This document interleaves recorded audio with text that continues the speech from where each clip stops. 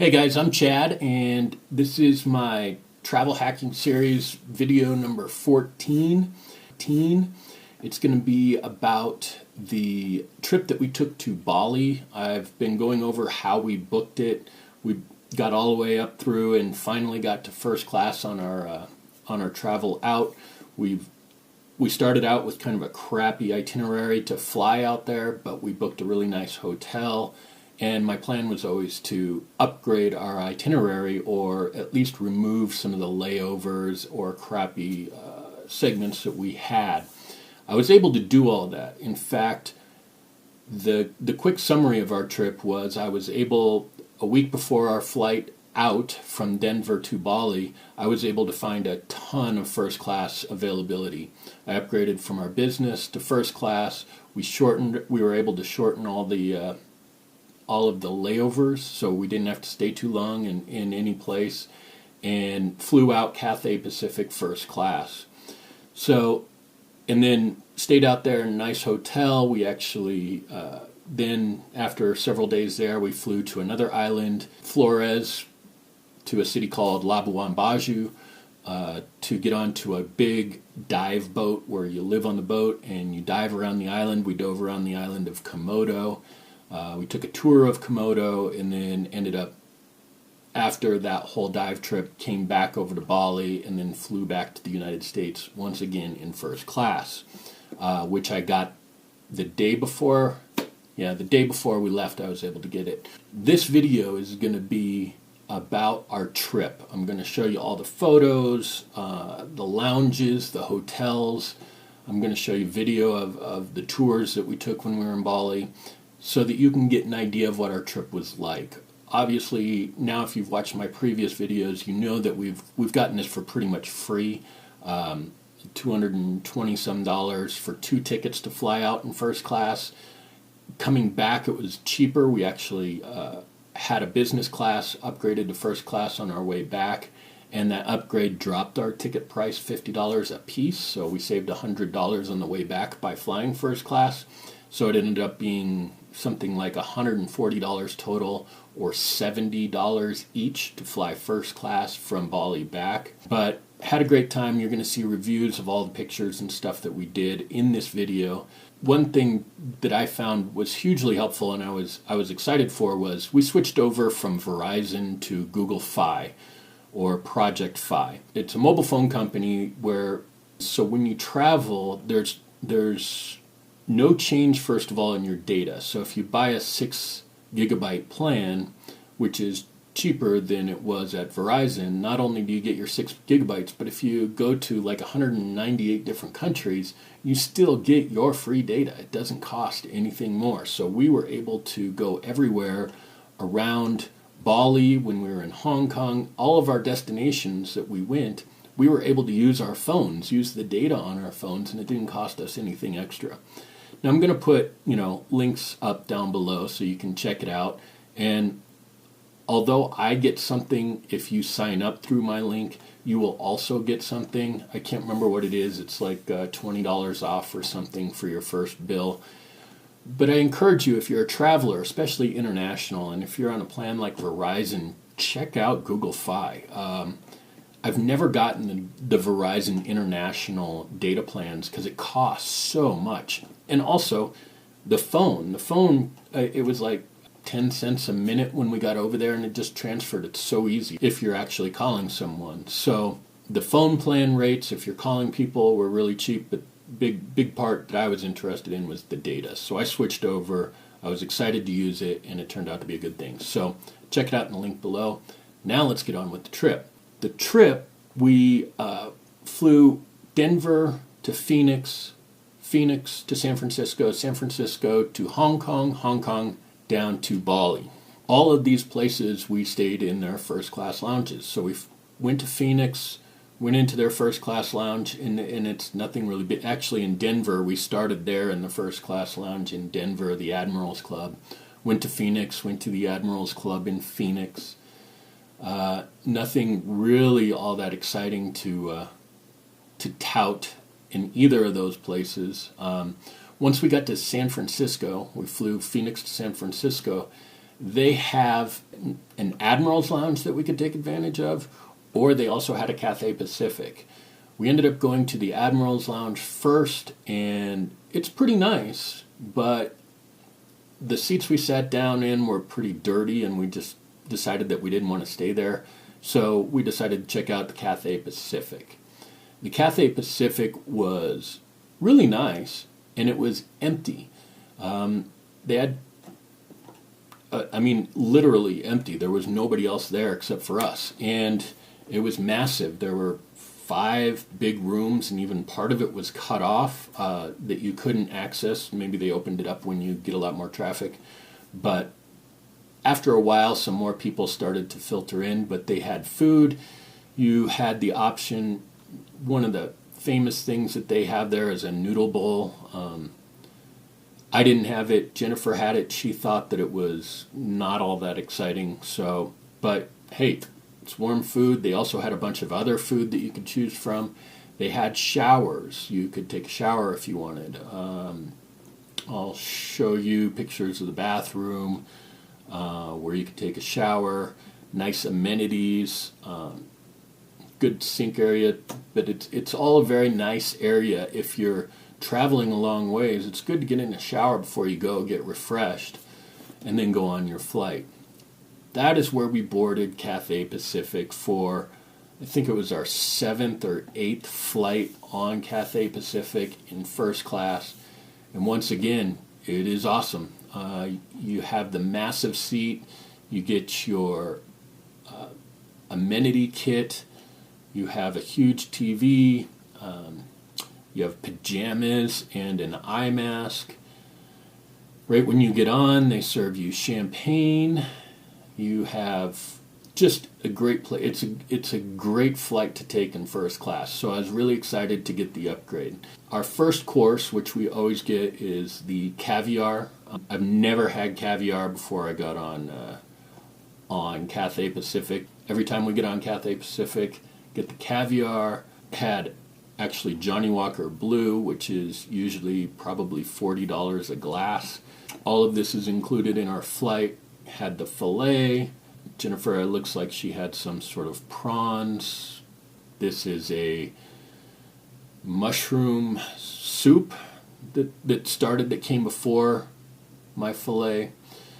But it was all fantastic. I'm going to go over, I'll show you a quick time-lapse video in case you didn't see me post it before. I'll show that right now.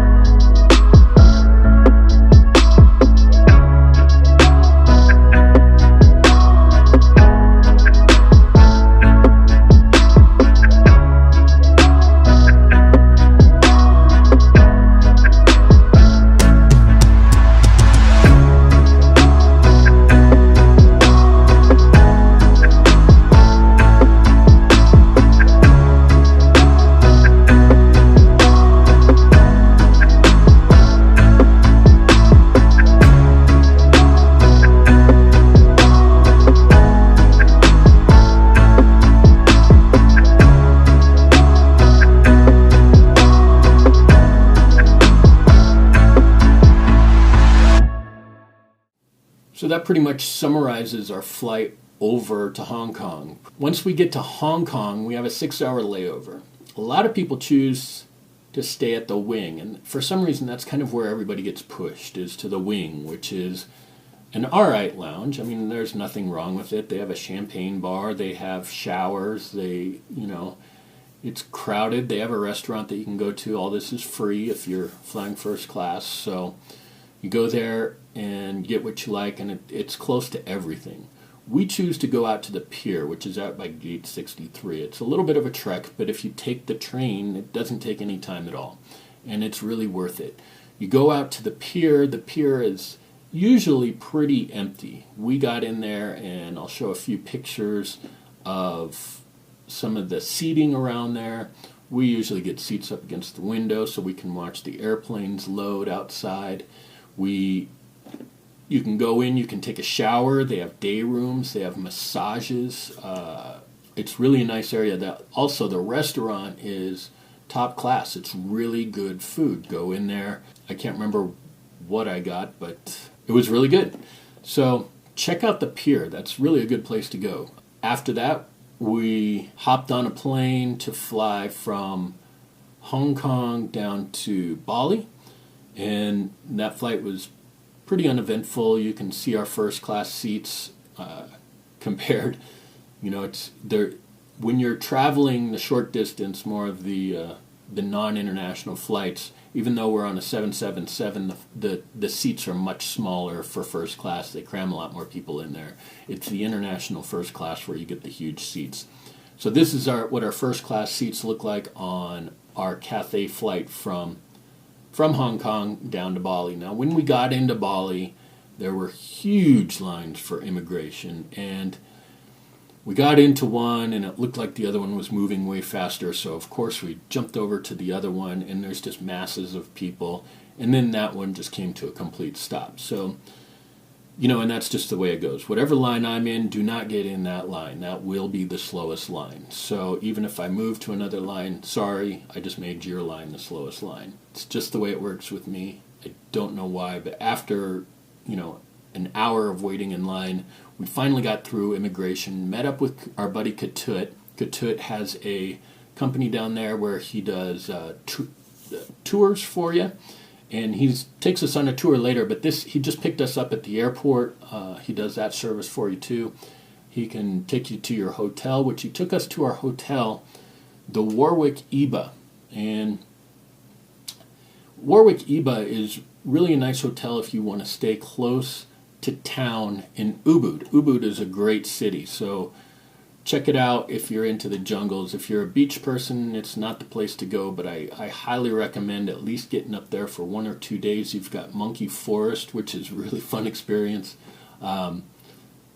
You've got the traditional Indonesian market up there, which is really cool. You've got a lot of shops. Everything is really inexpensive there.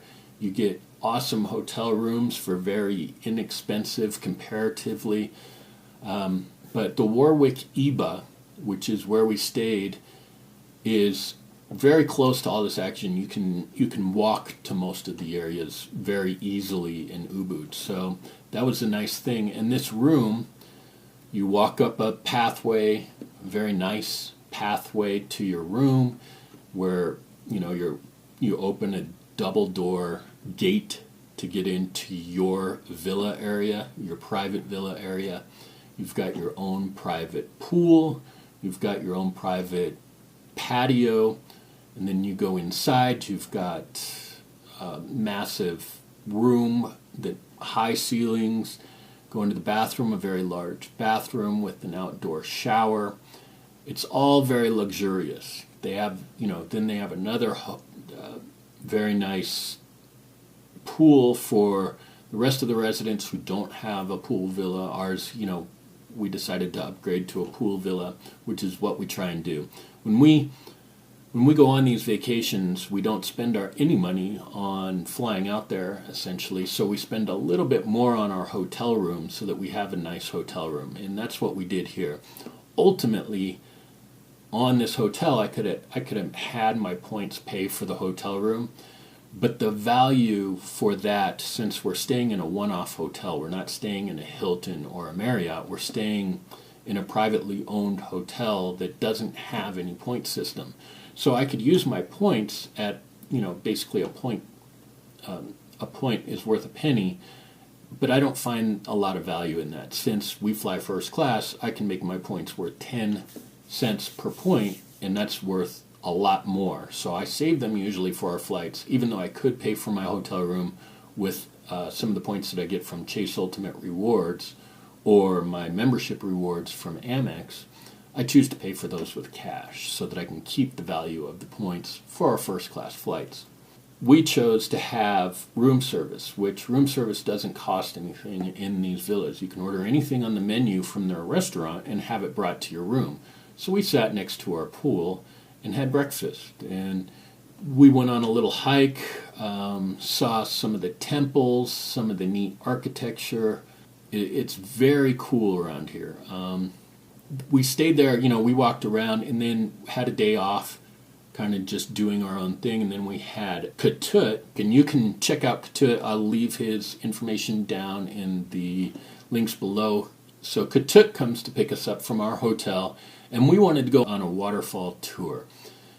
So he took us to 3 different waterfalls that day, and it was really awesome. We went to, I'm not even going to try and say the names, so I'll put up pictures and video, and I'll put the names on the pictures and video in case you want to try and replicate this tour when you're there. We also saw some rice fields. I took out the drone, got some good footage of over the rice fields and of the waterfalls.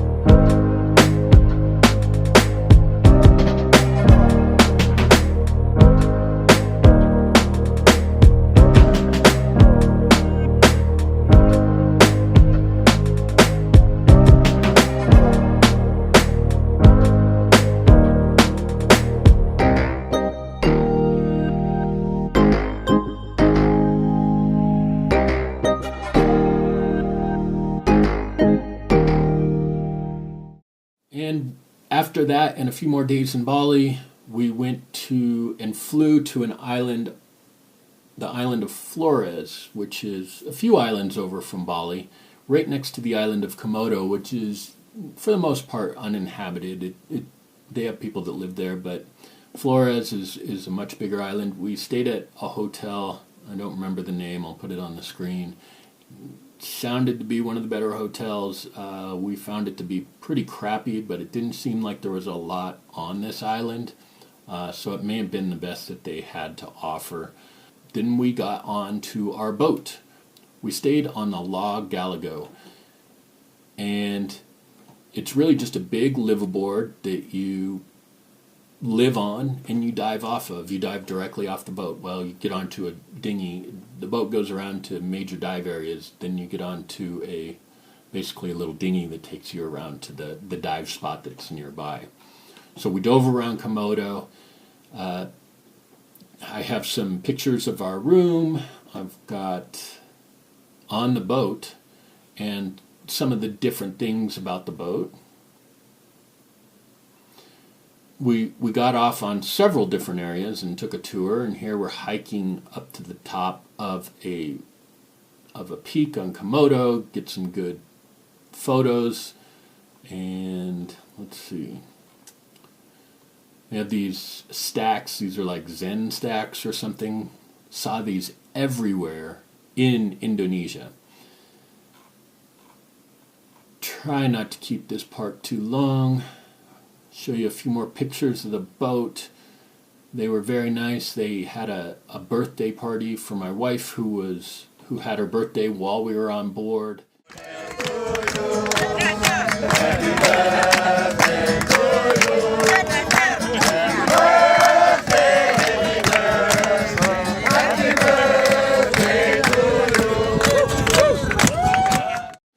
actually came up and served us a nice, fantastic dinner and sang her happy birthday and did a little concert for us one night. It was really pretty cool. And we had a great time. I would recommend the Galigo if you're a diver. If you're not a diver, it's probably not the place for you. I guess they do other types of tours, so you can check out what other types of tours they do, but they're mostly a dive boat.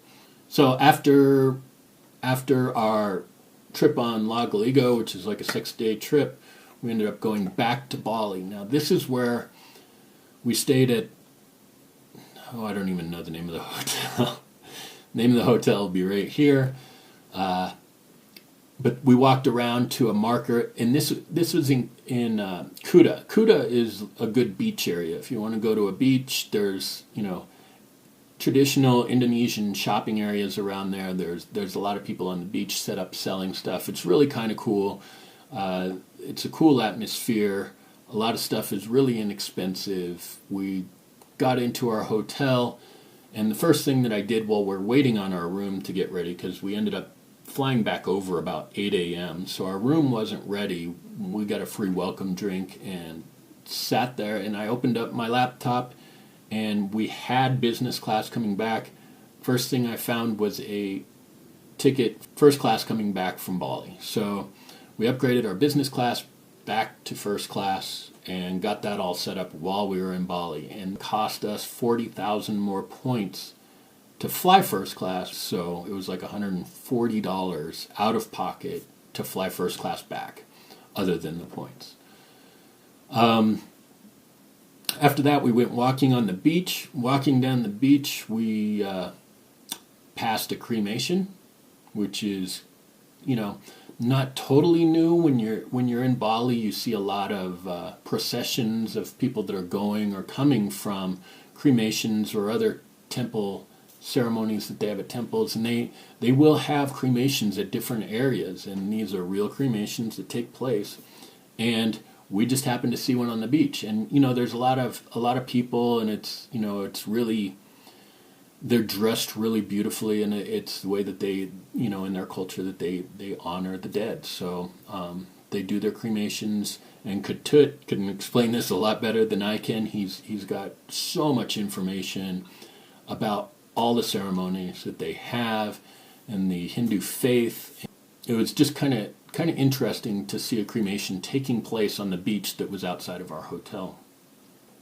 We didn't spend very much time in Bali. We went to the Hard Rock Cafe, had a burger, had a drink, and after that, came back to our hotel. We only had one night there, so we spent our night, got on a plane, and started heading back to the United States.